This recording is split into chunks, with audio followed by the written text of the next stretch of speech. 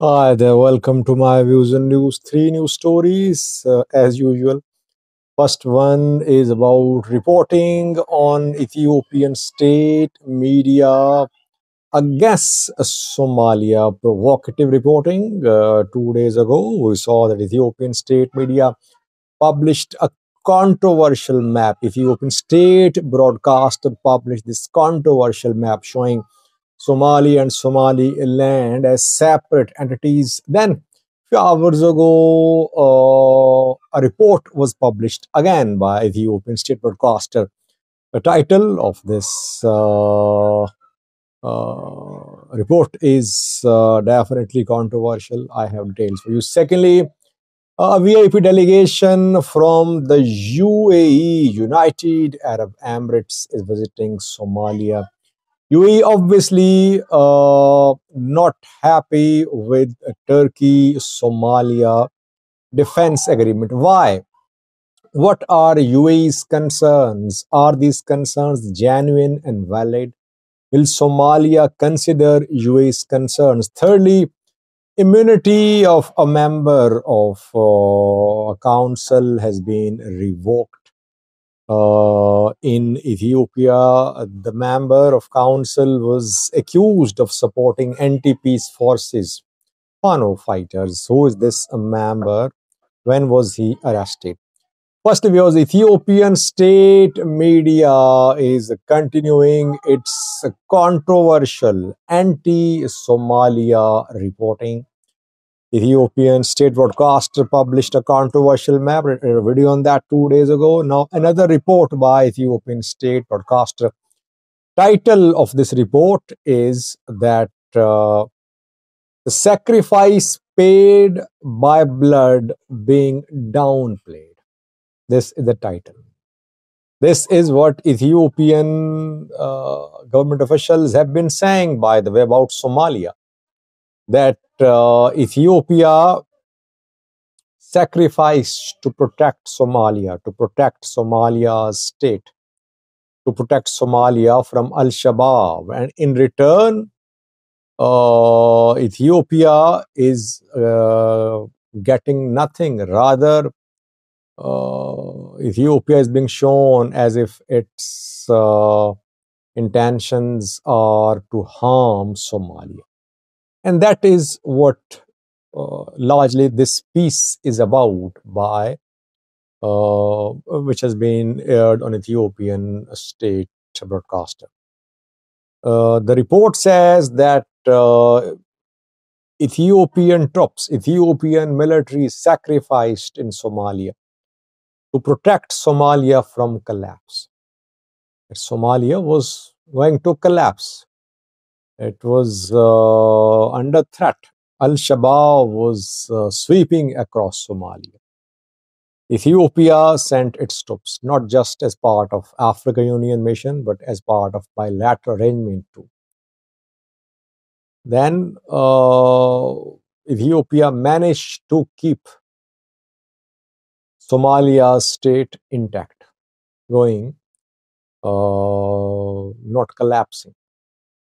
In return, now Ethiopia is facing criticism. Ethiopia is being accused of having colonial ambitions, that it is trying to annex territories. And by the way, one point I want to make here, Ethiopia has several military bases in Somalia. Military camps. Ethiopian troops are in control of airports in Somalia. They're in control of regional government headquarters in Somalia. No one said a word that Ethiopia was annexing Somalia's territory. Al-Shabaab always used Ethiopian presence in Somalia as a propaganda against the government. Government never accused. Why? Because Ethiopia maybe was fighting Somalia's war. And it was Ethiopia's war as well. Why? Because Al-Shabaab was a threat to not just Somalia, but to Ethiopia as well. So Ethiopia wanted to keep Al-Shabaab away from its borders. It was Ethiopia's war as well. But no one accused Ethiopia of annexing Somalia's territories when Ethiopia established military camps in Somalia. Now, when Ethiopia wants to gain access to sea through Somaliland, the word being used by Somalia's government is annexation. I think main issue is a recognition of Somaliland by Ethiopia as a country, which is not acceptable. Because if Ethiopia recognizes Somaliland as a country, other countries would follow. This is the main issue, and that is what I've been saying since the 1st of January. Yes, establishment of naval base, Ethiopian naval base in Somaliland could be a matter of concern for Somalia too. But I think main issue is recognition, which Ethiopia is not admitting that it will do. It is not confirming that it will recognize Somalia as a country. But everyone knows that it's part of the package. So, Ethiopian State Media's anti-Somalia reporting continuing. Second, viewers, UAE is sharing its concern with Somalia's government. A top UAE delegation, VIP delegation, is in Somalia reportedly. What are UAE's concerns? The concerns are related to Somalia, Turkey, defense deal, which has not been made public so far. By the way, Turkey has not disclosed the deal as well. Contents of the deal have not been published in Turkey too. Why? Because the deal will be put to vote in Turkish parliament. After that, it could be made public. Same happened in Somalia, that we only saw a few bits and pieces of the deal, but entire deal has not been made public. Even MPs were not shown the complete agreement. UAE has some genuine concerns. UAE has stakes in 3 ports in this region. Berbera port, UAE owns 50% shares in Berbera. UAE built Berbera. UAE's DP World built Berbera port.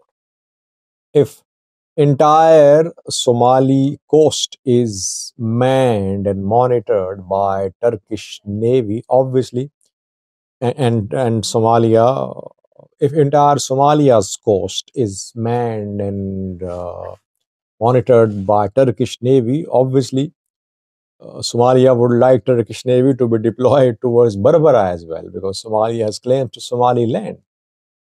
It could it could pit Turkey against UAE.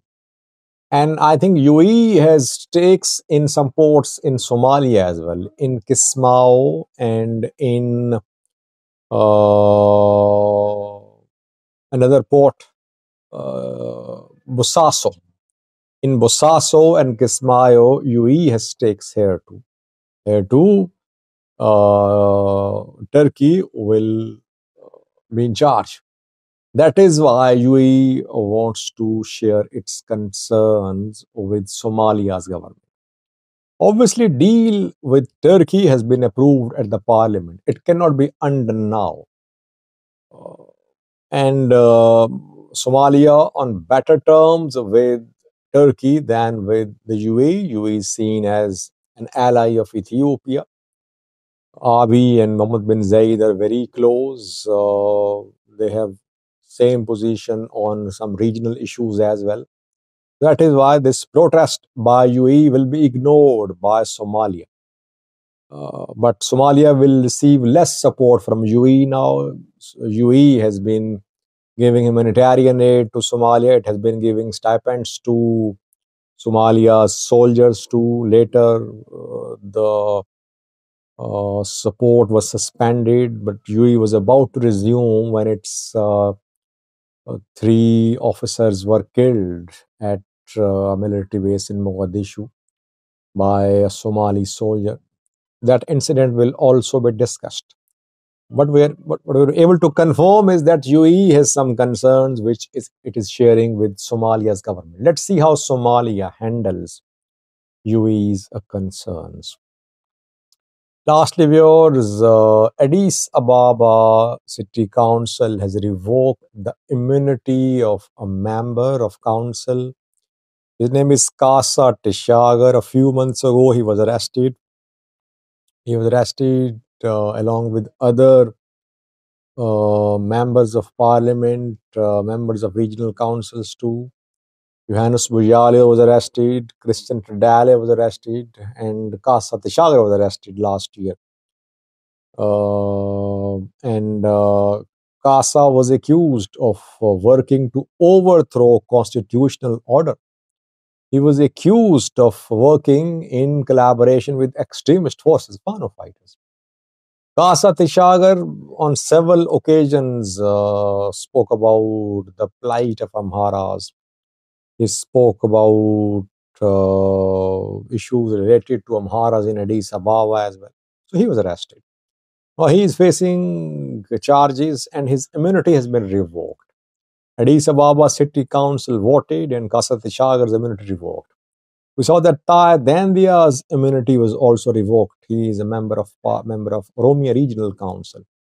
And this week, Oromia Regional Council voted, and there around 20 abstained from voting, but more than 300 voted in support of the move that Tai Dandia's immunity be revoked. Johannes Bujalio's immunity was also revoked this week. Amhara Regional Council held a meeting and Johannes Bujalio's immunity was revoked. After the immunity is revoked, it means that now prosecutors can file charges. This immunity protects these people's representatives from legal proceedings. By the way, people say that Prosperity Party is about to collapse, that PM Abiy has lost grip on power. Still, you are seeing that at least on government level, at least on Prosperity Party level, on regional council level, Abiy is enforcing his decisions. Then the arrest, it was said, could lead to splits in Oromia Prosperity Party. Nothing happened. It was said that maybe Johannes Bujalio's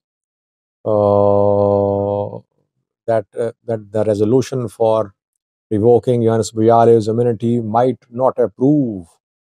It might not get approval at Amhara Regional Council. Still, you saw that Regional Council voted and Johannes Bujalio's immunity was revoked this week. It just shows that Prosperity Party members are with the government. Are they scared? Is it because they cannot go against the government? If they go against the government, they'll also be arrested. Or they generally believe that what government is doing is right. Whatever the reason is, so far it seems that Abiy's grip on power is not as weak as people are claiming. Thank you for watching.